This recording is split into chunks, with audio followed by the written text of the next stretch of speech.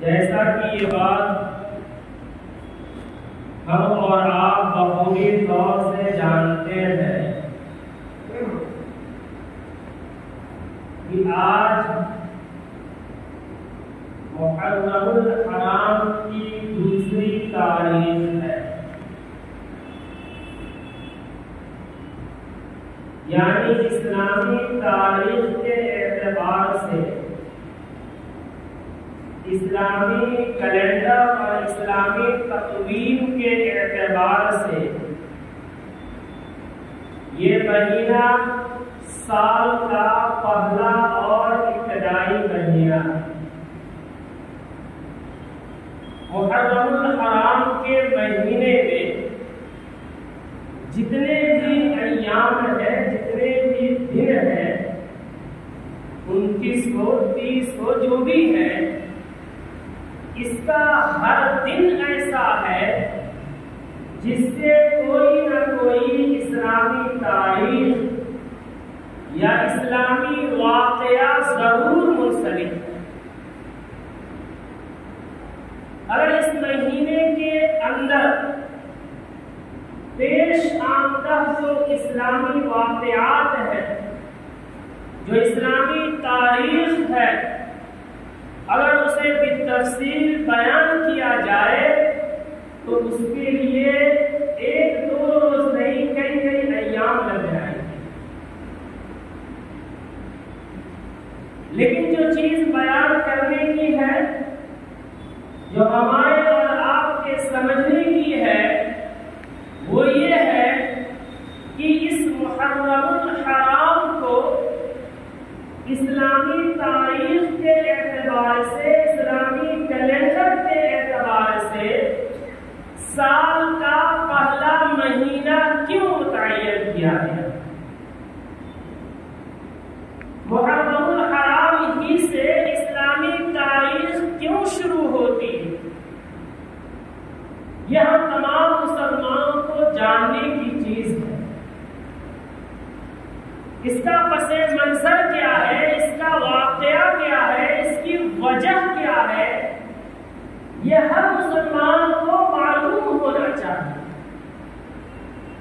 لیکن آج حال یہ ہے کہ ہم اور آپ، ہماری اور آپ کی نسلیں انگریزی کیلنڈر، انگریزی تاریخ، عیسائی تاریخ کو ضرور یاد رکھتی ہے، اور جب وہ آتا ہے، اس کے سال کا آغاز ہوتا ہے، تو اس موقع سے ضرور جشن مناتی ہے، لیکن اسلامی تاریخ کا کوئی عطا پتہ نہیں، بلکہ اسلامی مہینوں کا نام تک بھی ہمیں اور ہماری نسلوں کو یاد نہیں ہوتا۔ جبکہ میں آپ کو یہ بتانا چاہتا ہوں کہ اسلامی تاریخ اور اسلامی مہینوں کا یاد کرنا، اسے یاد رکھنا، اس کے پس منظر کا علم ہونا، یہ بھی ہماری شریعت کا ایک حصہ ہے۔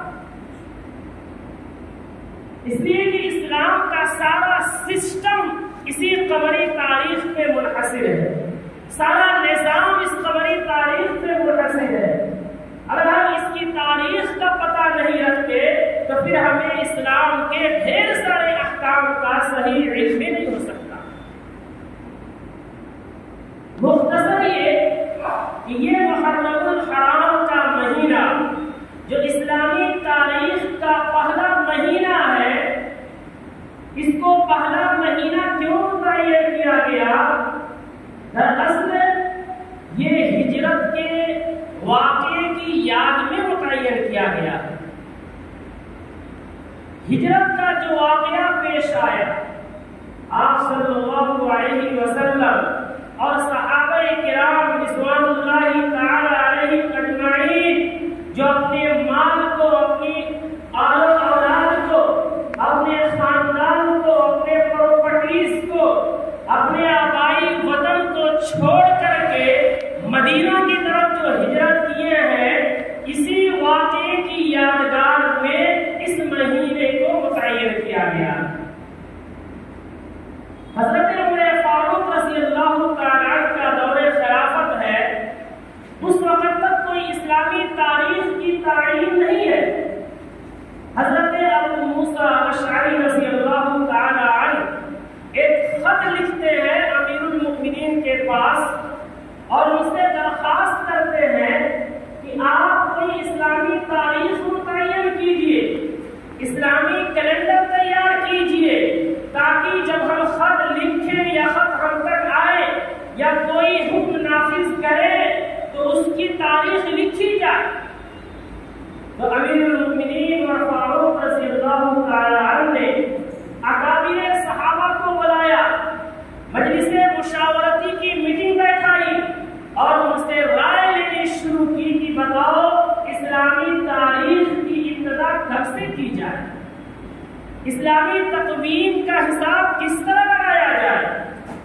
تو صحابہ کرام نے مختلف رائے دی۔ کسی نے رائے دی کہ اسلامی تاریخ کی ابتدا آپ صلی اللہ علیہ وسلم کی ولادت و سعادت سے کی جائے۔ کسی نے کہا کہ آپ کی اسلامی تاریخ کی ابتدا آپ صلی اللہ علیہ وسلم کی نبوت سے کی جائے۔ کسی نے کہا کہ اسلامی تاریخ کی ابتدا آپ صلی اللہ علیہ وسلم کی وفات سے کی جائے، اور خلیفہ رابع حضرت علی کرم اللہ وجہ نے فرمایا کہ اسلامی تاریخ کی ابتدا ہجرت کے واقعے سے کی جائے۔ امیر المؤمنین کے سامنے یہ چار رائے بڑی مضبوطی سے آئی۔ ان چار رائےوں میں آخری جو رائے تھی کہ اسلامی تاریخ کی ابتدا ہجرت سے کی جائے، یہ امیر المؤمنین کو زیادہ مناسب سمجھ میں آئی، اس لیے کہ اگر ولادت سے اسلامی تاریخ کی ابتدا مانتے ہیں یا وفات سے مانتے ہیں تو ان دونوں چیزوں میں اختلاف ہے، پھر تاریخوں میں اختلاف ہوگا۔ اور اگر نبوت سے مانتے ہیں تو اس سے عظیم واقعہ ہجرت کا ہے کہ ہجرت کا جو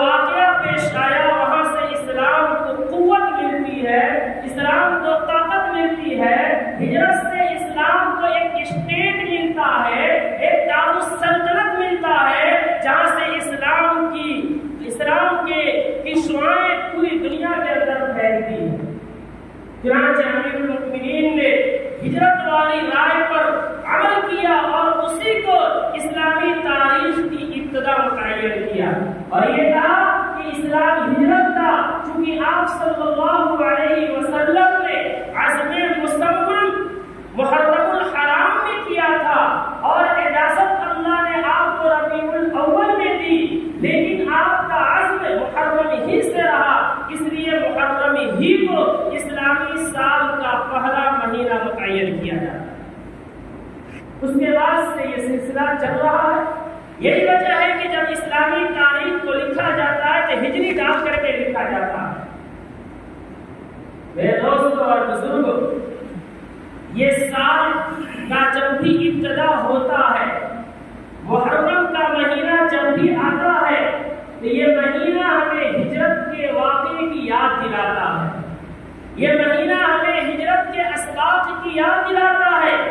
ہجرت کا واقعہ آپ صلی اللہ علیہ وسلم اور صحابہ کا مکہ سے مدینہ کی طرف کوچ کرنے کا واقعہ، یہ کوئی عام واقعہ نہیں ہے، کوئی عام قصہ نہیں ہے، کوئی عام کہانی نہیں ہے، بلکہ یہ ہم مسلمانوں کے لیے اس واقعے میں ڈھیر سارے اسباب ہیں، ڈھیر ساری نصیحتیں ہیں۔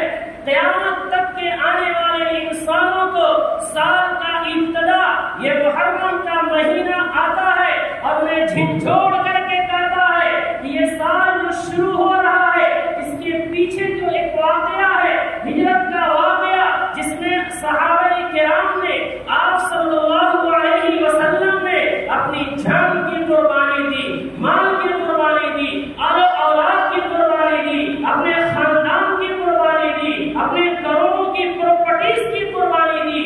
یہ واقعہ ہے جو اس مہینے کے اندر وجود پذیر ہوا ہے۔ یہ سال کی شروع کا مہینہ تمہیں بتاتا ہے کہ تم اگر فلاح و بہبود چاہتے ہو، کامیابی چاہتے ہو، آخرت کے اندر سرخروئی چاہتے ہو، تو پھر تمہیں بھی وہ قربانی دینی پڑے گی جو صحابہ اور آپ صلی اللہ علیہ وسلم نے دے کر کے پیش کیا۔ یہ اسباق ہے جو ہمیں یہ مہینہ دیتا ہے، یہ اسباق ہے جو اس مہینے کے پس منظر میں ہجرت کا جو واقعہ ہے ہمیں دیتا ہے۔ میرے معزز بزرگوں، میں آپ کو ہجرت کا مختصر واقعہ بتاتے چلوں کہ ہجرت کا واقعہ کیسے پیش آیا۔ ہماری اسلامی تاریخ ہے، ہماری ابتدا وہاں سے ہوتی ہے، ہمارے دین کی شروعات وہاں سے ہوتی ہے، اسلام کی مضبوطی وہاں سے ہوتی ہے، اور ہائے ویسے بھی ہم مسلمانوں کو کہ ہماری اسلامی تاریخ کا پتہ نہیں، ہمارے اسلامی واقعات کا پتہ نہیں، جہاں سے ہماری شعاع پھیلتی ہے، جہاں سے ہمارا جڑ مضبوط ہوتا ہے، جہاں سے اسلام کی شاخیں چہاردام میں پھیلتی ہے، اس کی حقیقت اور اس کے واقعات و حالات کا ہمیں کسی قدر بھی واقفیت نہیں۔ آپ صلی اللہ علیہ وسلم اور صحابہ کرام مکہ المکرمہ میں تشریف فرما تھے اور اپنی شریعت پر عمل پیرا تھے، لیکن مکہ کے کفار کبھی اس چیز کو برداشت نہیں کر رہے تھے، کبھی صحابہ پہ ظلم کرتے، کبھی آپ صلی اللہ علیہ وسلم پر ظلم کرتے، اور اتنا ظلم کیا انہوں نے کہ مسلمانوں کے لیے مکہ میں رہنا مشکل ہو گیا، زمین تنگ پڑ گئی، حالات ایسے نازک پیدا کر دیے کہ صحابہ کرام کا قرآن پڑھنا مشکل ہو گیا، نماز پڑھنا مشکل ہو گیا، اللہ کا نام لینا مشکل ہو گیا۔ صحابہ کرام کا وفد اللہ کے رسول کی خدمت میں حاضر ہوتا ہے اور عرض کرتا ہے کہ اللہ کے رسول، آپ اجازت دیں کہ ہم مکہ کو چھوڑ کر کے کسی ایسی جگہ چلے جائیں جہاں ہم آزادی کے ساتھ اپنے دین اور شریعت پر عمل پیرا ہو سکے۔ آپ صلی اللہ علیہ وسلم نے صحابہ کی اس بے چینی اور بے قراری کو دیکھا تو آپ نے انہیں اجازت دی کہ حبشہ کی طرف ہجرت کر جاؤ، سوڈان کی طرف ہجرت کر جاؤ، اس لیے کہ وہاں کا جو بادشاہ ہے نجاشی، وہ مسلمانوں کے تئیں اچھا خیال رکھتا ہے، وہ مسلمانوں کا ہمدرد ہے، مسلمانوں کا ہمگسار ہے۔ صحابہ کی ایک ٹولی نکلتی ہے، ایک جماعت نکلتی ہے، ایک وفد نکلتا ہے اور اپنے ملک کو چھوڑتا ہے، اپنے وطن کو چھوڑتا ہے، بیویوں کو بھی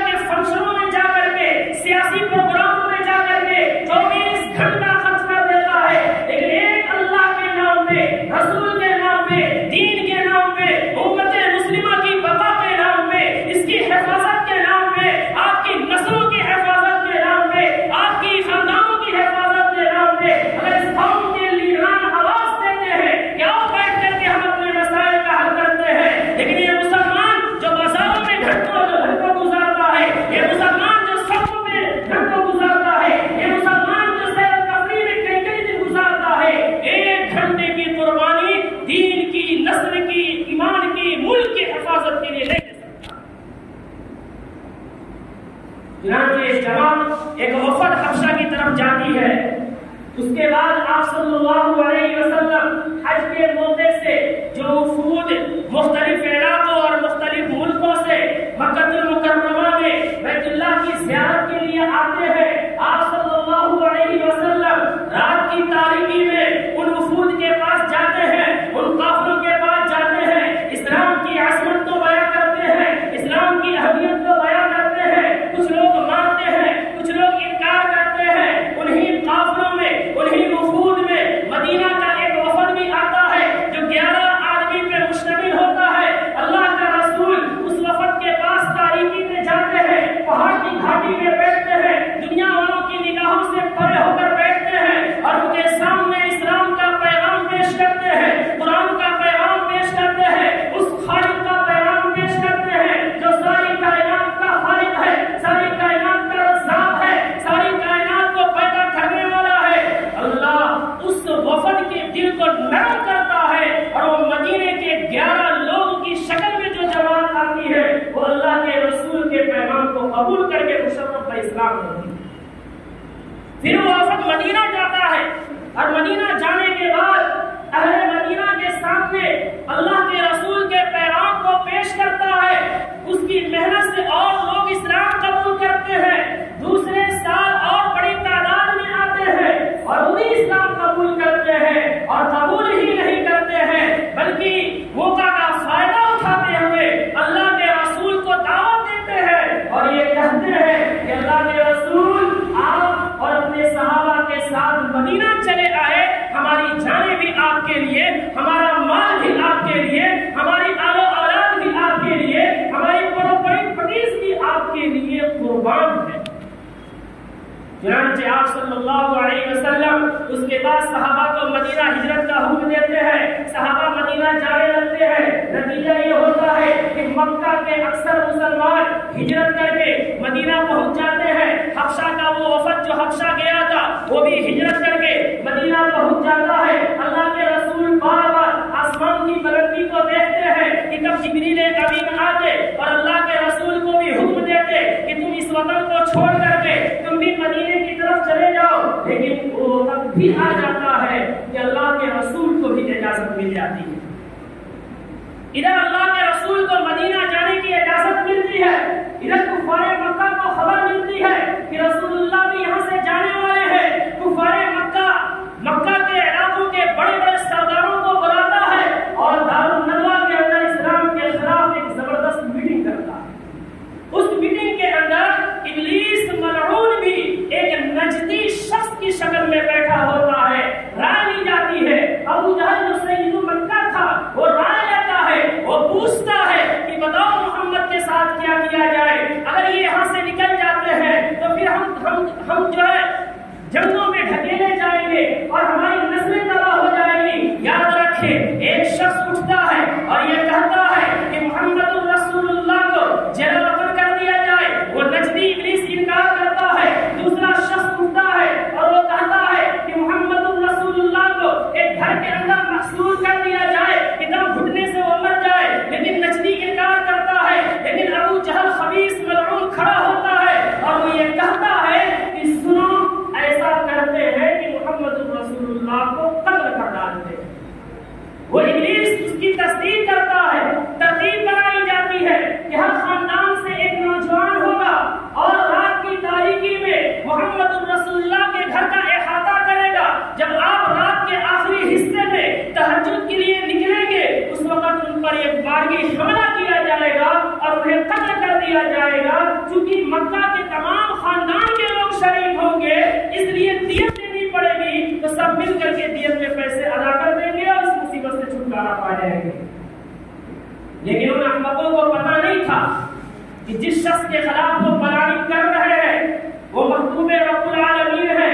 ان بیوقوفوں کو پتہ نہیں تھا کہ جس شخص کے خلاف وہ رات کی تاریکی میں دارالندوا کے اندر بیٹھ کر کے سازشیں کر رہے ہیں وہ رب یہ ساری خبریں محمد الرسول اللہ تک پہنچا رہا ہے. چنانچہ ہوا بھی کہ جس رات آپ کو ہجرت کرنا تھا، جس رات کفار مکہ گھاٹ لگا کر کے بیٹھے تھے کہ کہ جب رسول اللہ نکلیں گے تو ہم قتل کریں گے۔ آپ صلی اللہ علیہ وسلم رات کی تاریکی میں آخری حصے میں نکلتے ہیں، دشمنان اسلام تلوار اور نیزے لے کر کے سامنے کھڑے ملتے ہیں، اللہ کے رسول سنگریزوں کو اٹھاتے ہیں، اللہ کا کوئی کلام پڑھتے ہیں، اسے مارتے ہیں، ہر ایک کے سروں پہ گرتا ہے اور ان کے سامنے نکل جاتے ہیں۔ ان کفار ملعون کو پتہ بھی نہیں چلتا۔ جب صبح ہوتی ہے اور وہ گھر کے اندر گھستے ہیں تو حضرت علی کرم اللہ وجہ کو اللہ کے رسول کے بستر پر پاتے ہیں، ان سے پوچھتے ہیں کہ محمد کہاں ہے؟ حضرت علی جواب نہیں دیتے، انہیں مارتے ہیں، پھر بھی کوئی معقول جواب نہیں دیتے۔ اور ادھر آپ صلی اللہ علیہ وسلم رات کی تاریکی میں مدینہ کے عام راستے کے خلاف یمن کے راستے پہ چلے جاتے ہیں اور اس غار ثور میں جا پہنچتے ہیں جو ایک سنگلاخ وادی تھی، نوکیلے پتھروں کا ایک بڑا ذخیرہ، اور اس پہاڑ کے اندر ایک غار ہوتا ہے جسے تاریخ نے غار ثور کے نام سے یاد کیا ہے۔ ابو بکر اس غار میں جاتے ہیں اور اس غار کے طرف تمام سوراخوں کو بند کرتے ہیں، لیکن دو سوراخ باقی رہ جاتے ہیں۔ ابو بکر پہ قربان جائے، ابو بکر اپنے دو پیروں کے دو انگوٹھوں کو اس میں ڈال دیتے ہیں، اللہ کے رسول کو بلاتے ہیں، اپنے ران پہ رکھ کر کے انہیں سلا دیتے ہیں۔ حال یہ ہوتا ہے کہ ان دونوں سوراخوں میں کوئی موذی جانور ہوتا ہے جو ابو بکر کو ڈس مارتا ہے، اس کی تکلیف اتنی ہوتی ہے کہ ابو بکر برداشت نہیں کر پاتے، آپ بے چین ہوتے ہیں لیکن اپنی بے چینی کو روکتے ہیں کہ کہیں حضور کے نیند میں خلل نہ پڑ جائے، لیکن صبر کرتے کرتے آنسو کا ایک قطرہ ٹپک پڑتا ہے۔ اللہ کے رسول بیدار ہوتے ہیں، پوچھتے ہیں، ابو بکر بیان کرتے ہیں، آپ صلی اللہ علیہ وسلم اپنا لعاب دہن اس پر لگاتے ہیں اور وہ زخم نمی ہو جاتا ہے۔ پھر اس کے بعد ہجرت کا سارا واقعہ پیش آیا اور آپ صلی اللہ علیہ وسلم مدینہ منورہ تشریف لے گئے جہاں اسلام کی ایک اسٹیٹ قائم کی جاتی ہے اور وہاں سے اسلام پھیلنا اور کھلنا شروع ہوتا ہے۔ میرے دوستوں اور بزرگوں، یہ ہجرت کا واقعہ ہے جس کی مناسبت سے یہ محرم الحرام کا مہینہ سال کا پہلا مہینہ رکھا گیا ہے۔ یہ مہینہ آتا ہے ان سارے واقعات اور ان سارے اسباب کو ہمیں اور آپ کو جھنجھوڑ کر کے یاد دلاتا ہے کہ تم اپنی تاریخ کو سمجھو، تم اپنے اتہاس کو سمجھو، جہاں سے تمہاری شروعات ہوئی ہے، کن قربانیوں سے شروعات ہوئی ہے، اسے یاد کرو۔ لیکن ہائے غفلت، ہمیں اور آپ کو اس کی خبر بھی نہیں۔ اور اس کے علاوہ آخر میں کہتا چلوں، اس مہینے میں جو ہم خرافات انجام دیتے ہیں، بعض مرتبہ ہمارا ایمان بھی ختم ہو جاتا ہے۔ اس مہینے میں جو چیز ثابت ہے وہ صرف عاشورہ کا روزہ ہے کہ 9ویں 10ویں یا 10ویں 11ویں، یہ روزے کے 2 دن ہیں جو ہمیں رکھنے ہیں۔ اس کے علاوہ اس مہینے میں جو ہم کرتے ہیں، تعزیہ منائے، اس مہینے میں ہم جو ہے ڈھول تاشے کریں، اس مہینے میں ہم ریلیاں نکالیں، اس مہینے میں ہم پکوان کریں، اس مہینے میں جو تماشا ہم کرتے ہیں، یہ مکمل بدعت ہے۔ قرآن حدیث سے اس کا کوئی ثبوت نہیں۔ میں اگر کوئی بھی ثابت کر کے دکھائے اس مہینے میں ڈھول تاشا کرنا، اس مہینے میں تعزیہ کرنا، اس مہینے میں ریلیاں نکالنا، اس مہینے میں جھنڈے پھہرانا، اسلام سے اس کا کوئی ثبوت ملتا ہے نہیں دکھا سکتا، یہ بدعت ہے۔ اور کل بدعت ضلالہ، ہر بدعت گمراہی ہے، اور کل ضلالۃ تہدی الی النار، ہر گمراہی جہنم کے گڑھے میں لے جاتی ہے۔ اس لیے اس مہینے میں ہم روزے رکھیں، اس مہینے میں ہم عبادت کریں، اس مہینے میں فسق و فجور نہ کریں۔ کچھ لوگ یہ کہتے ہیں کہ ہم ریلیاں نکالتے ہیں تو دشمنان اسلام مرعوب ہوتے ہیں، وہ خوف زدہ ہوتے ہیں، ہماری طاقت کو محسوس کرتے ہیں۔ یہ جھوٹی بات ہے، یہ فریب اور دھوکہ ہے جو تم دے رہے ہو۔ اس لیے کہ اسلام میں غلط روش کے ذریعے کوئی روک قائم نہیں کیا جا سکتا۔ اسلام میں نبی کی سنت سے ہٹ کر کے کوئی طاقت پیدا نہیں کی جا سکتی۔ اگر ہمیں اپنا روک غیروں پہ قائم کرنا ہے، ہم 5 وقت کا نمازی بن جائے، ہمیں روک قائم کرنا ہے، داڑھی کھلنے والا بن جائے، روک قائم کرنا ہے، اپنے بچوں کو انجینئر، ڈاکٹر، پروفیسر بنانے کے ساتھ ساتھ حافظ قرآن بنانے والے بن جائے۔ ہم روک قائم کرنا چاہتے ہیں تو اپنے دکان میں، کاروبار میں، کھیت میں، کھلیان میں، گھر میں، ہر جگہ قرآن و سنت کی روشنی میں لاہ عمل تیار کر لے۔ اس سے ہمارا روک پیدا ہوگا، یہ باطل طریقوں سے ہمارا روک پیدا ہونے والا نہیں ہے۔ اس لیے ہم تمام ان خرافات خواہشات سے بچیں اور بچ کر جو اللہ کی عبادت ہے اسے کرنے کی کوشش کریں. اور ہجرت کا جو صحیح پیغام ہے اپنے نفس کی قربانی دینا, جان و مال کے اللہ کے لیے قربانی دینا, اس کے لیے اپنے آپ کو آمادہ کریں. اس کے علاوہ اور کچھ نہیں ہے جو ہم اور آپ کرتے ہیں. اللہ ہمیں اور آپ کو بدعات سے, خرافات سے بچنے کی توفیق عطا فرمائے. اور اس مہینے کا جو صحیح پیغام ہے نفس کی قربانی دینا, اس کو اپنے اندر پیدا کرنے کی توفیق عطا فرمائے. اور اس مہینے کے اندر ایک بڑا واقعہ شہادت حسین کا جو پیش آیا ہے, وقت ختم ہو چکا, اس لیے انشاءاللہ اگلے جمعہ کو اس واقعے کو بھی بیان کیا جائے گا تاکہ اس سے جو اسباب حاصل ہوتے ہیں ہم اور آپ اور ہماری نسلیں اسے حاصل کر کے اپنی زندگی کو بہتر بنا سکیں. وآخر دعوانا الحمدللہ.